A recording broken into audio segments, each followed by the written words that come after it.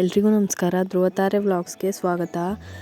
ಈ ರೀತಿ ತರಕಾರಿ ಸೀಸನ್ನಲ್ಲಿ ನಾವು ಮನೆಯಲ್ಲೇ ತರಕಾರಿಗಳನ್ನು ಬೆಳೆಯುವಂಥ ತರಕಾರಿಗಳನ್ನು ನಾವು ಬೆಳೆಸ್ಕೊಳ್ಳೋದ್ರಿಂದ ರುಚಿನೂ ಇರುತ್ತೆ, ಹಾಗೆಯೇ ಆರೋಗ್ಯಕ್ಕೂ ಕೂಡ ತುಂಬಾ ಒಳ್ಳೆಯದು. ನಾವು ಹೊರಗಡೆ ತರೋದಕ್ಕಿಂತ ಈ ರೀತಿ ಬೆಳ್ಕೊಂಡ್ರೆ ತುಂಬಾ ಒಳ್ಳೆಯದು ಆರೋಗ್ಯಕ್ಕೂ.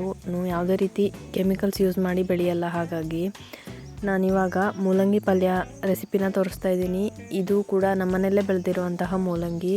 ಇದನ್ನು ತೊಳೆದು ನಾನು ಕ್ಲೀನ್ ಮಾಡಿ ಕಟ್ ಮಾಡಿ ಇಟ್ಕೊಂಡಿದ್ದೀನಿ. ನಂತರ ಒಂದು ಪ್ಯಾನ್ ಇಟ್ಕೊಂಡು ಅದಕ್ಕೆ ಸ್ವಲ್ಪ ಎಣ್ಣೆ ಹಾಕ್ಕೊಂಡು ಸ್ವಲ್ಪ ಸಾಸಿವೆ ಹಾಗೆಯೇ ಜೀರಿಗೆನ ಹಾಕ್ಕೊಳ್ತಾ ಇದ್ದೀನಿ. ನಂತರ ಇದಕ್ಕೆ ಕರಿಬೇವಿನ ಸೊಪ್ಪನ್ನು ಹಾಕ್ಕೋಬೇಕು.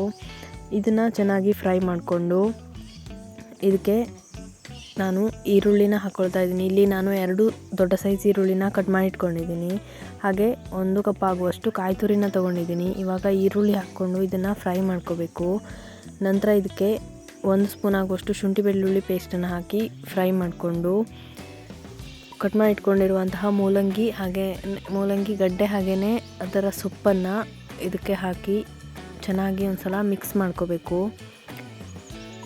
ಇದರಲ್ಲಿ ಸೊಪ್ಪು ಒಂದೇ ಕೂಡ ಪಲ್ಯ ಮಾಡ್ಕೋಬೋದು. ಹಾಗೆ ಮೂಲಂಗಿ ಗಡ್ಡೆ ಕೂಡ ಸಪ್ರೇಟಾಗಿ ಅದೊಂದನ್ನೇ ಮಾಡ್ಕೋಬೋದು. ನಂತರ ಇದಕ್ಕೆ ನಾನು 1 ಸ್ಪೂನ್ ಅರಿಶಿನ ಹಾಗೆಯೇ ರುಚಿಗೆ ಎಷ್ಟು ಬೇಕೋ ಅಷ್ಟು ಉಪ್ಪನ್ನು ಹಾಕ್ಕೊಳ್ತಾ ಇದ್ದೀನಿ. ಇದನ್ನು ಒಂದು ಸಲ ಚೆನ್ನಾಗಿ ಮಿಕ್ಸ್ ಮಾಡ್ಕೋಬೇಕು. ಹಾಗೆ ಈ ರೀತಿ ಸೊಪ್ಪನ್ನು ಹಾಗೆ ಗಡ್ಡೆನ ಎರಡೂ ಕೂಡ ಮಿಕ್ಸ್ ಮಾಡಿ ಮಾಡೋದ್ರಿಂದನೂ ಅದು ಕೂಡ ಬೇರೆ ಥರನೇ ರುಚಿ ಕೊಡುತ್ತೆ ಮೂಲಂಗಿಲಿ. ಬಟ್ ಎಲ್ಲರಿಗೂ ಮೂಲಂಗಿ ಅಷ್ಟೊಂದು ಇಷ್ಟ ಆಗಲ್ಲ, ಬಟ್ ನಮಗೆಲ್ಲ ತುಂಬಾ ಇಷ್ಟ. ಇದಕ್ಕೆ ನಾನು ಖಾರಕ್ಕೆ ಎಷ್ಟು ಬೇಕೋ ಅಷ್ಟು ಚಿಲ್ಲಿ ಪೌಡರನ್ನು ಹಾಕ್ಕೊಳ್ತಾ ಇದ್ದೀನಿ. ಇದನ್ನು ಹಾಕ್ಕೊಂಡು ಚೆನ್ನಾಗಿ ಮಿಕ್ಸ್ ಮಾಡ್ಕೋಬೇಕು. ನನ್ನ ಚಾನಲ್ನ ಫಸ್ಟ್ ಟೈಮ್ ನೋಡ್ತಾ ಇರೋರು ಪ್ಲೀಸ್ ಸಬ್ಸ್ಕ್ರೈಬ್ ಮಾಡಿಕೊಂಡು ನೋಡಿ. ಹಾಗೆಯೇ ನನ್ನ ವಿಡಿಯೋಸ್ಗೆ ಲೈಕ್ ಮಾಡಿ, ಶೇರ್ ಮಾಡಿ, ಹಾಗೆ ಕಮೆಂಟ್ ಮಾಡಿ. ರೆಸಿಪಿ ಇಷ್ಟ ಆದರೆ ನೀವು ಕೂಡ ಒಂದು ಸಲ ಟ್ರೈ ಮಾಡಿ. ಹಾಗೆ ಬೆಲ್ ಐಕಾನ್ನ ಕ್ಲಿಕ್ ಮಾಡಿ. ಇದರಿಂದ ನಾನು ಹಾಕುವಂಥ ವಿಡಿಯೋಸ್ದು ನೋಟಿಫಿಕೇಷನ್ ನಿಮಗೆ ಬರುತ್ತೆ.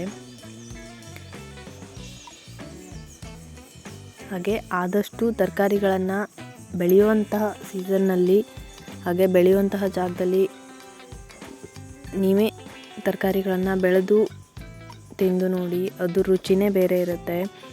ಹಾಗೆ ಇದಕ್ಕೆ ನಾನು ಕಾಯಿ ತುರಿನ ಹಾಕ್ಕೊಳ್ತಾ ಇದ್ದೀನಿ. ಇದನ್ನು ಹಾಕಿ ಚೆನ್ನಾಗಿ ಮಿಕ್ಸ್ ಮಾಡ್ಕೋಬೇಕು. ನಾನಿಲ್ಲಿ 1 ಗ್ಲಾಸ್ ಆಗುವಷ್ಟು ಸಣ್ಣ ಗ್ಲಾಸಲ್ಲಿ 1 ಗ್ಲಾಸ್ ಆಗುವಷ್ಟು ನೀರನ್ನು ಹಾಕ್ಕೊಂಡಿದ್ದೆ. ಹಾಗೆ ನಾವು ಹೆಚ್ಚಾಗಿ ಮೂಲಂಗಿ ಪಲ್ಯಕ್ಕೆ ರೊಟ್ಟಿ ಜೊತೆ ಅದನ್ನು ಕಾಂಬಿನೇಷನ್ ಮಾಡ್ಕೊಳ್ತೀವಿ ಜಾಸ್ತಿ. ಹಾಗಾಗಿ ಈ ಪಲ್ಯ ಜೊತೆಗೂ ಕೂಡ ನಾವು ರೊಟ್ಟಿನ ಮಾಡ್ಕೊಂಡಿದ್ವಿ. ಈ ಪಲ್ಯ ರೊಟ್ಟಿ ಜೊತೆ ತುಂಬಾ ಅಂದರೆ ತುಂಬ ಸೂಪರಾಗಿ ಬರುತ್ತೆ.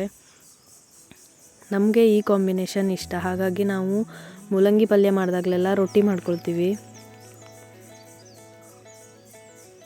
ಇದನ್ನು ಬಿಸಿ ಬಿಸಿ ರೊಟ್ಟಿ ಜೊತೆ ಈ ಮೂಲಂಗಿ ಪಲ್ಯನ ತಿಂತಾಯಿದ್ರೆ ತುಂಬಾ ಚೆನ್ನಾಗಿರುತ್ತೆ. ಯಾರಿಗೆಲ್ಲ ಈ ಕಾಂಬಿನೇಷನ್ ಇಷ್ಟ ಪ್ಲೀಸ್ ಕಮೆಂಟ್ ಮಾಡಿ.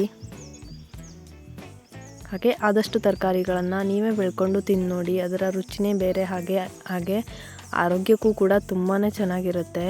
ರೆಸಿಪಿ ಇಷ್ಟ ಆದರೆ ಪ್ಲೀಸ್ ಲೈಕ್ ಮಾಡಿ. Thank you.